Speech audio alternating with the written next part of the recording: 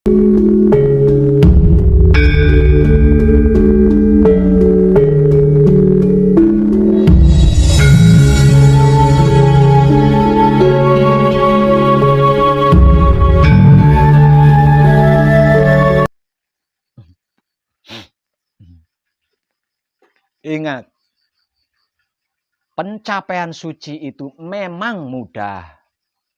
Pencapaian suci itu memang gampang. Selagi saya masih ada di sini. Kalau saya sudah nggak ada di sini, saya nggak bisa cerita gampang atau mudah tuh tentang mencapai suci.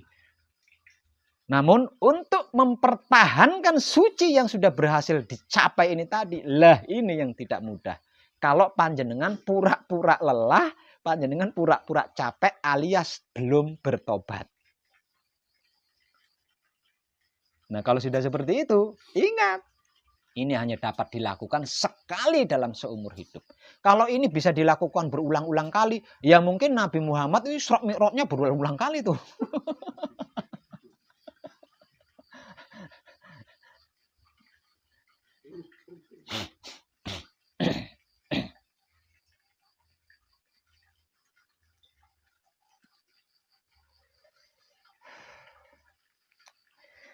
Untuk yang manunggal jati, kalau panjenengan siap saya temani mencapai fitrah atau suci dan manunggal dengan suci atau fitrah, saya temani malam ini. Dan kalau panjenengan sekali lagi, kalau panjenengan hanya pura-pura lelah, pura-pura capek, jangan lupa dengan apa yang saya katakan ini. Pasti panjenengan akan mengalami seperti yang saya sampaikan tadi. Ya tinggal panjenengannya.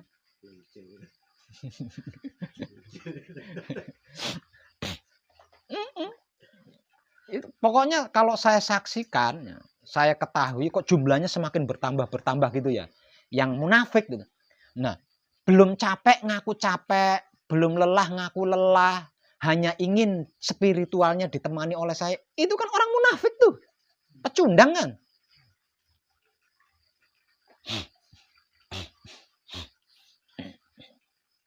Nah, kalau jumlahnya semakin bertambah,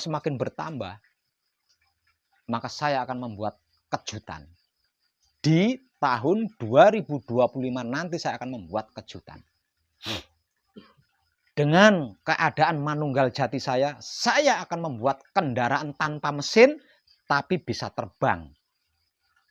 Menghadapi mereka-mereka yang menyatakan getun, menyesali diri. Dan semua pernyataan penyesalannya itu tak ece, tak kipas-kipas ini.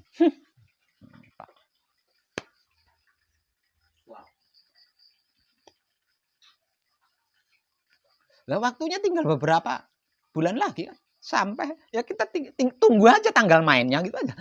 Kalau enggak percaya tunggu aja tanggal mainnya. Kemarin seperti yang sampai ngomongkan itu kan terbukti semua di Malang. Itu apapun yang terbukti itu bukan inti. Yang sedang saya usahakan ini adalah kejadian di tahun itu gitu loh. Saya sudah terlanjur banyak mengenal manusia dan seluruh makhluk sudah terlanjur saya cintai. Sudah terlanjur saya kasihi, sudah terlanjur saya sayangi. Kalau terjadi kiamat, betapa hancurnya hati saya menyaksikan semua itu. Walaupun tidak ada hadisnya, walaupun tidak ada dalilnya, walaupun tidak ada firmannya, percayalah kiamat itu bisa kita hentikan dengan kebajikan. Kiamat ini terjadi karena banyaknya sampah kan? Logikanya kan gitu. Kiamat ini kan pembersihan, peniadaan, penghancuran dari apa yang sudah ada tapi tidak sesuai dengan maksudnya Tuhan. Kemudian dikiamatkan, diperbarui lagi. Lah kalau sampah ini nggak ada, alasan apa untuk kiamat? Apa yang mau dibersihkan? Lah wong sampahnya nggak ada. Ini loh yang saya maksud. Kalau tentang apa yang saya omongkan terjadi di sana, itu kecil, sepele. Yang skala besar ini loh yang perlu kita renungkan. Nah, kalau panjenengan gagal di sini, panjenengan juga akan mengalami plus menyaksikan apa yang dialami oleh keluarga besar panjenengan. Apa nggak menyedihkan tuh?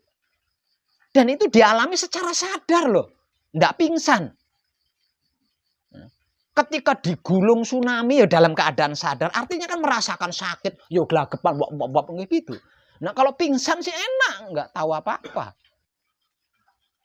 Ini loh yang perlu kita renungkan. Percayalah, walaupun nggak ada dalilnya, walaupun nggak ada hadisnya, walaupun nggak ada ayatnya, kiamat bisa kita hentikan dengan kebajikan.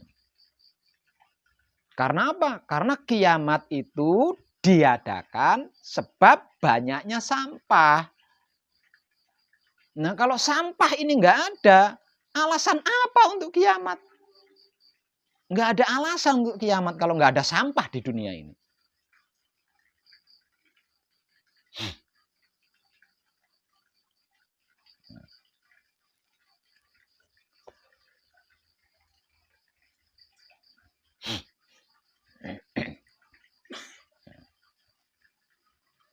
Yang paling rawan sekali lagi adalah sukma-sukma di alam kasukman sana. Ini rawan banget, bahkan bahaya. Kalau kita belum lelah, kalau kita belum benar-benar lelah, belum benar-benar capek, bahkan bahaya.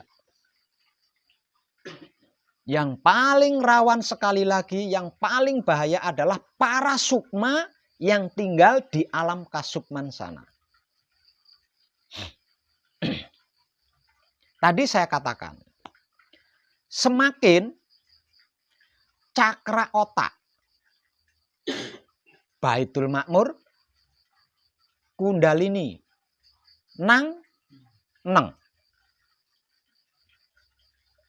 cakra jantung, Baitul Muharram, Kundalini, Ning, Nung, cakra kelamin, Baitul Muqaddas. Semakin berkoneksi, semakin berkomunikasi tanpa hambatan, semakin kita manunggal jati dengan alam semesta seisinya plus Tuhan di dalamnya. Artinya tidak ada sesuatu apapun yang tidak berkomunikasi dengan kita.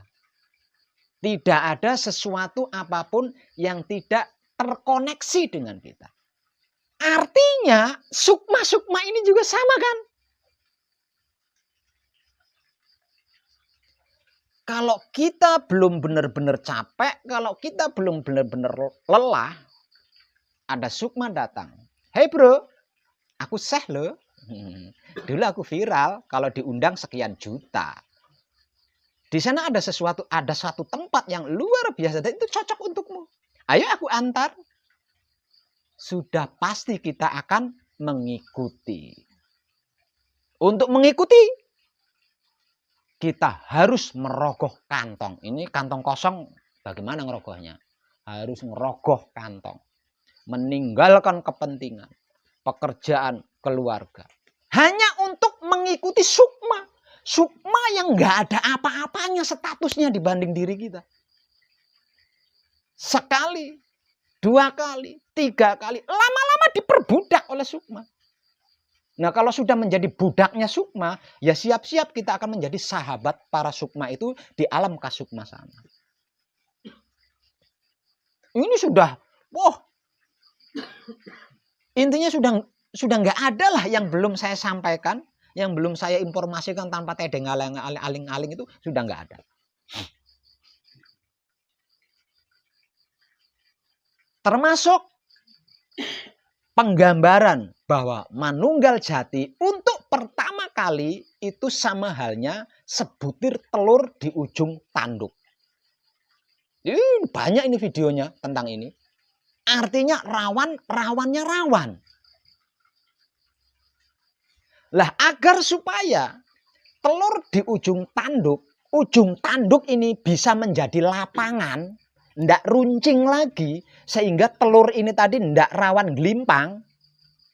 Dibutuhkan istiqomah manunggal jatinya, dibutuhkan tumaninah manunggal jatinya, dibutuhkan kontinu manunggal jatinya.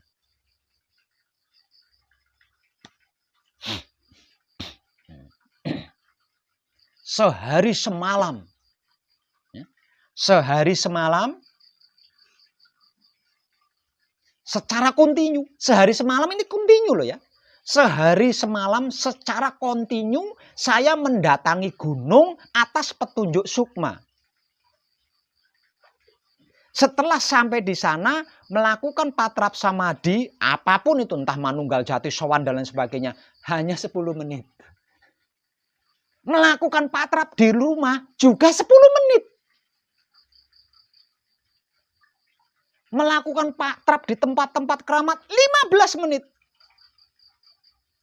Paling lama 15 menit, itu udah paling lama. Melakukan patrap samadhi apapun paling lama 15 menit. Maka ketika mengikuti bisikan sukma itu, datang ke tempat itu sehari semalam tuh full. Belum lagi nanti mendaki gunung kalau tempatnya gunung. Belum lagi nanti kalau hujan, karena ini musim hujan kan. Sungguh sia-sia kita membuang waktu itu.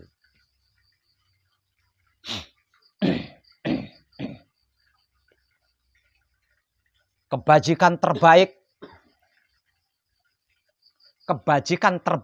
adalah menjadi kitab suci sejati, ada makna bagi sesama makhluk hidup.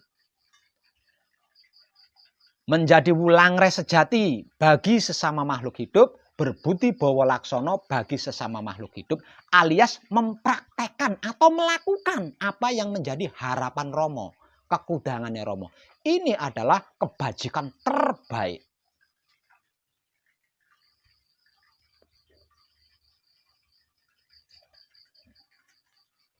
Lah daripada membuang waktu sia-sia, sudah berkorban nggak dapat apa-apa, lah mending diam di rumah, menjadi kitab suci sejati bagi keluarganya sendiri, menjadi wulangre sejati bagi keluarganya sendiri, menjadi berbudi bawa laksono bagi keluarganya sendiri. Kalau belum bisa sesama makhluk hidup, ukuran keluarga sendiri. Itu lebih luar biasa daripada membuang waktu dengan sia-sia. Wis lakunya kemomoran, ndak dapat apa-apa, kehilangan, capek.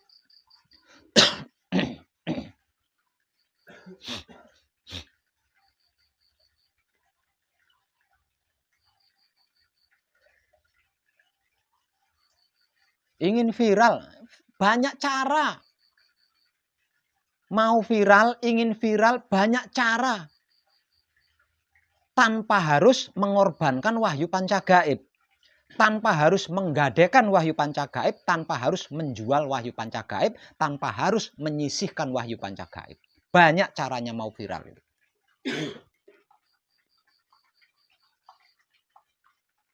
Nah kalau wahyu pancagaib berarti kan memperlakukan seperti itu dirinya sendiri lah. Wahyu pancagaib adalah jati dirinya sendiri.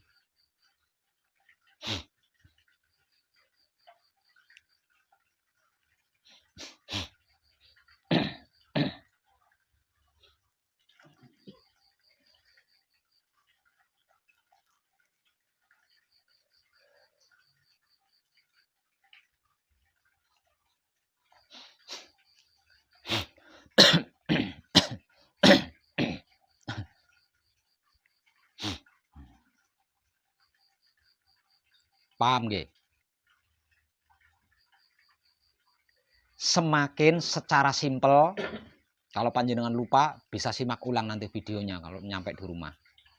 Secara simpel, secara singkat, kalau 7 titik ini dapat berkoneksi, berkomunikasi tanpa hambatan, berarti kita langgeng, berarti kita abadi. Manunggal jati dengan alam semesta seisinya plus Tuhan. secara langgeng. Nah, kalau sudah seperti itu, silahkan tentukan sendiri takdirmu, nasibmu, jodoh, pati, rezekimu. Apapun itu silahkan tentukan sendiri.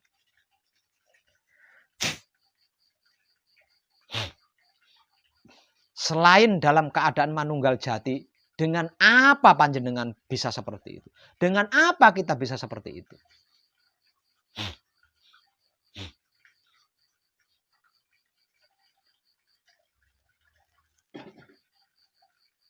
Sungguh, manunggal jati, mencapai suci, mencapai fitrah itu mahal, aslinya mahal. Jadi jangan pernah panjenengan nanti meremehkan setelah ini. Apapun yang terjadi, panjenengan harus mempertahankan manunggal jati ini dengan titik, dengan tetes darah penghabisan panjenengan.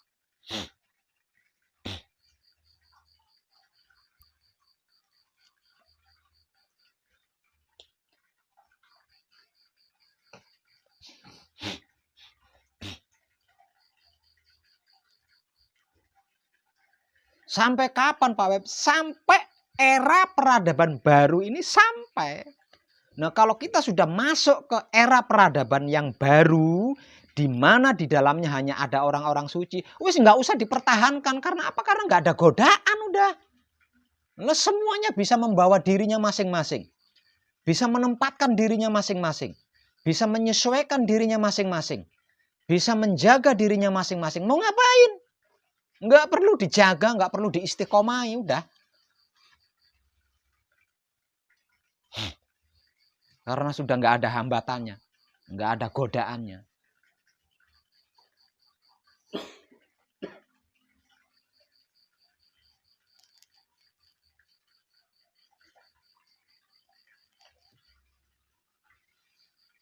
Khusus untuk para kadang kinasih saya yang sudah selesai manekung atau gembleng di rumahnya masing-masing di luar sana. Walaupun hanya sedikit masih ada kesempatan buat panjenengan. Walaupun itu hanya sangat sedikit, tapi masih ada kesempatan buat panjenengan. Cepat kembali lagi kepada asal usul sangkan paraning dumadinya panjenengan, yaitu wahyu pancagaib, wahyu pancalaku yang terangkum di dalam patrap samadhi manunggal jati. Cepat, jika tidak nanti panjenengan akan saya ece di tahun 2025. Akan saya ledek nanti.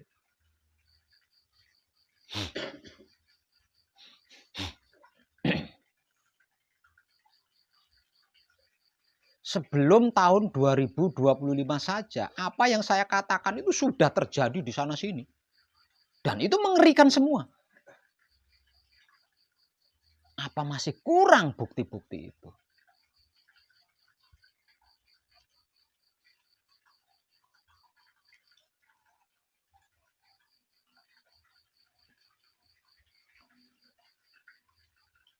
Dan jangan pernah lupa, selain manunggal jati, apapun yang kita perbuat, apapun yang kita lakukan, itu adalah transaksi jual beli dengan Tuhan. Bahkan ikut campur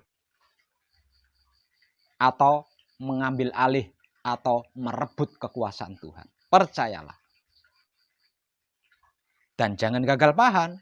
Jangan gagal paham. Manunggal jati ini di dalamnya adalah diam ketika bersamadhi setelah patrap.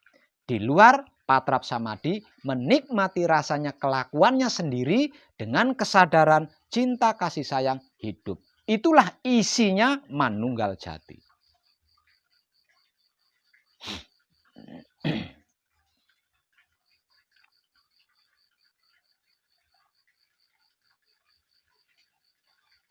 Rupanya dawuh Romo benar-benar akan terjadi.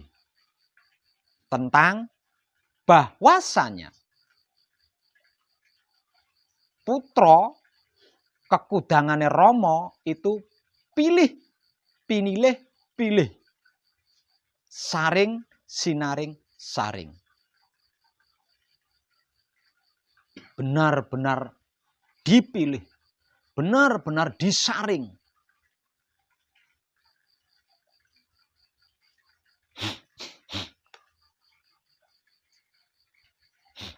andai saja manunggal fitrah, manunggal suci, manunggal jati dipertahankan, saya jamin akan terbebas dari pilihan, dari faktor pilihan ini tadi. Akan terbebas dari faktor saringan ini tadi. Artinya terselamatkan. Itulah mujizat suci. Itulah mujizat fitrah.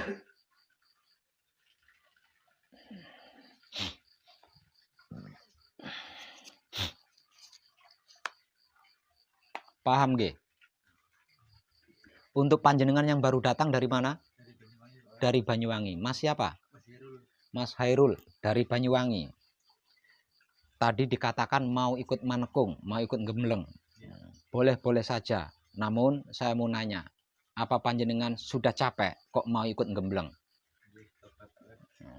Soalnya gembleng itu kan jalan pintas itu. Jalan pintas, gembleng, manekung itu jalan pintas.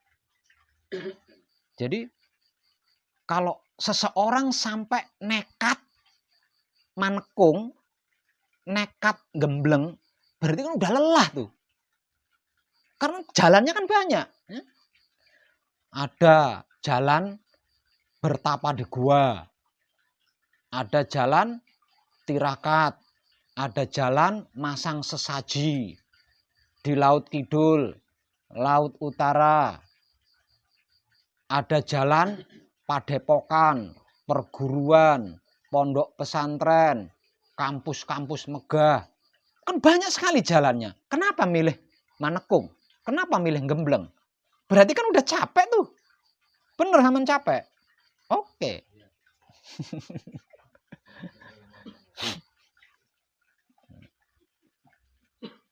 Kalau benar-benar sudah capek, benar-benar sudah lelah, mempertahankan manunggal jati itu mudah gitu. Mudah karena nggak akan tertarik jenengan, nggak akan tertarik. Tentang itu ini tuh nggak akan tertarik. Tentang itu ini jenengan nggak heran gitu loh. Nggak heran, nggak tertarik. Nah kalau sudah nggak heran, sudah nggak tertarik, jenengan nggak akan menghakimi.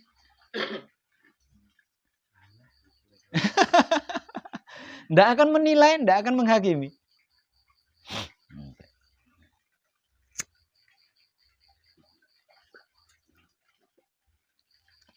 Sudah menyelesaikan dasarnya di rumah?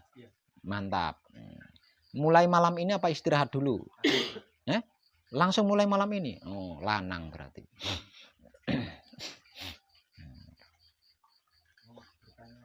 Oh, boleh. Kenapa? Ziarah makam.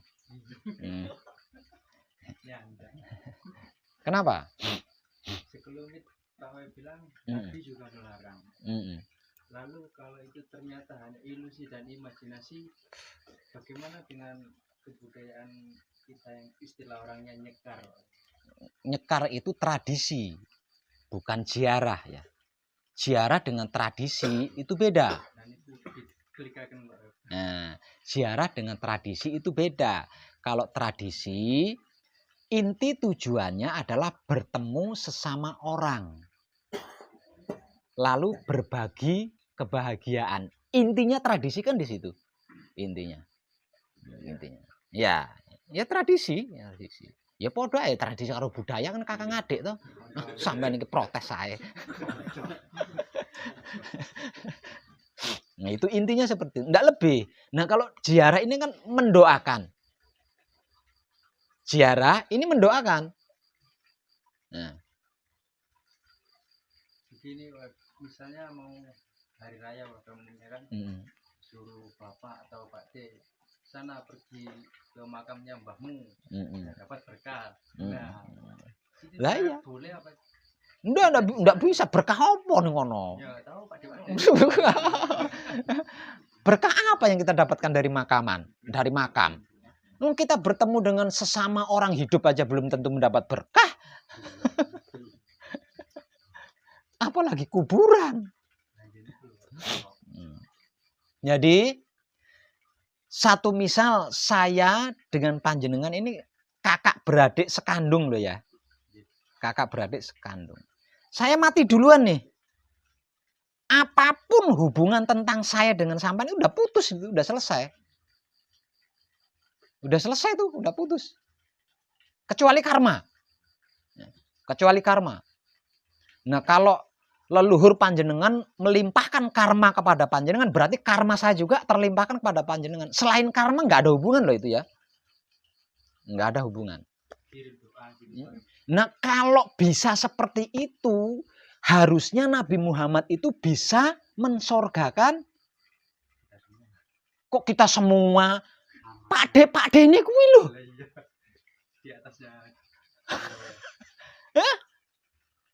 Nah, kalau bisa seperti itu, harusnya Nabi Muhammad bisa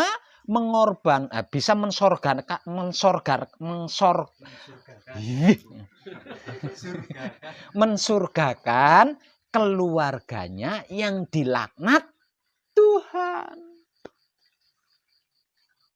Ini Nabi nggak bisa, apalagi kita.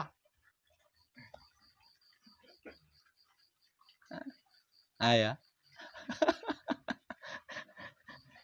Nggak bisa itu.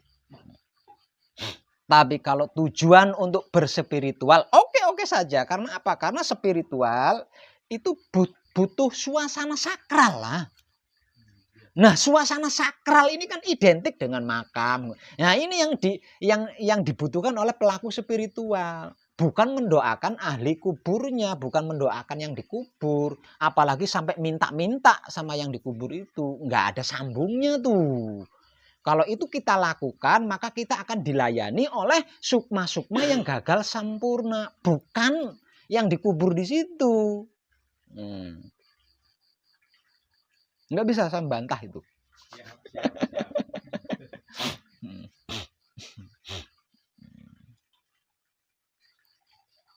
Kalau seperti itu, sebelum sampai di titik ini, saya itu bermula dari dunia ilmu, dunia agama. Arep disebut dedengkot, aku pernah jadi dedengkote ilmu. Kalau di agama kan saya pernah jadi dedengkotnya agama. Nah, kalau itu berarti kan saya ahli kan di situ. Ini ibu saya meninggal belum ada 100 hari loh. Saya enjoy saja di sini. Dan selama ibu saya meninggal belum 100 hari, nggak pernah saya kirim Fatihah atau untuk apa?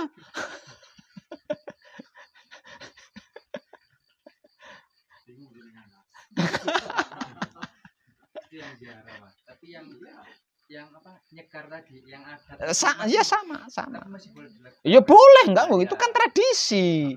Yang penting jenengan jangan doain nenekmu terus minta berkah sama nenekmu. Jangan. Enggak ada benceng cewengnya, enggak enak, sambungannya enggak enak di situ. Tapi mungkin karena panjenengan butuh suasana sakral, melakukan patrap di situ, oke, enggak apa-apa, sah-sah saja. Sakralnya loh ya. Sakral ini kan identik dengan perasaan kita. Menurut perasaan kita, kalau kuburan itu kan sakral. Padahal kuburan sama toilet itu lebih sakral toilet loh. Mumetnya mana? Kuburan, makamnya Syekh dengan toilet itu lebih sakral toilet. Panjenengan pernah dengar ada orang kepleset, jatuh di samping makam terus mati? Pernah dengar nggak? Nggak ada. Tapi orang jatuh di toilet mati, dengar? Lebih sakral mana? Jarang orang jatuh di toilet ndak mati, itu jarang. Kalau ndak mati stroke dia. Stroke dia. Komplikasi gagal otak lagi. Itu. Ada apa di dalam toilet? Coba. Ada sakralnya. Pernah nggak jenengan berpikir sejauh itu? Ada apa di dalam toilet? Kok setiap orang yang jatuh di toilet itu pasti tidak tertolong? Kalau tertolong pasti stroke plus gagal otak. Pasti jenengan nggak berpikir sakral itu kuburan. Bagi saya lebih sakral toilet. Lebih keram angker. Angker itu. Makanya hati-hati. Ketika panjenengan mandi, hati-hati dengan seluruh perangkat mandi panjenengan. Selama panjenengan berada di kamar mandi itu, berhati-hatilah, gunakan tata krama anggah ungguh panjenengan sebagai manusia hidup. Hati-hati, ada sesuatu yang mengerikan sesungguhnya di dalam toilet itu, di septic tank itu. Apa? Tempat penampungannya apa? Nah, itu kan mengerikan itu. Kan menjijikkan.